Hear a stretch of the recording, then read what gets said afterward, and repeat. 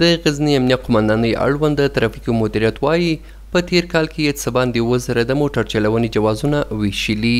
د دوی په وینا چې په تیر 1403 کال کې د موټر چلونې جوازونو په ګډون څه باندې 8,000 موټرانو ته جواز سیر هم ویشلي چې له همدې درکه یې 80 میلیونه افغانۍ عواید هم راټول کړي.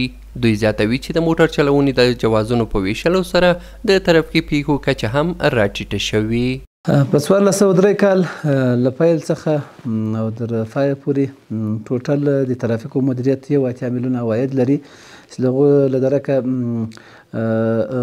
دایمي جواز سیرونه 4,623 دایمي جواز سیرونه توزیع شوي دي او 3,415 موقت جواز سیرونه توزیع شوي دي چې ټوټل د جواز سیر د عواید څه دي 7 میلیونه دي او په هغو کې موږ لیسنسونه 2,216 موږ لیسنسونه توزیع کړي دي چې د هغو عواید دي تقریبا 4 میلیونه هسې کېږي. ټوټل عواید د موږ 80 میلیونه شاوخوا د موږ عواید کېږي.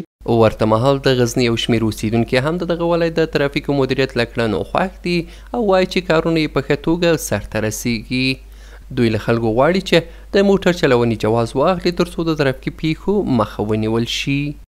الحمدلله فعلا در مدیریت ترافیکی ولایت غزنی از لحاظ درس بسیار خوب پیش میره. کسی که امتحان میده عملی و نظری درس بسیار خوب است. استادا بسیار برخورد خوب دارن. مسئولین بسیار رابطه نیک دارن با مردم. از در این باره کلا ما از مسئولین راضی هستیم.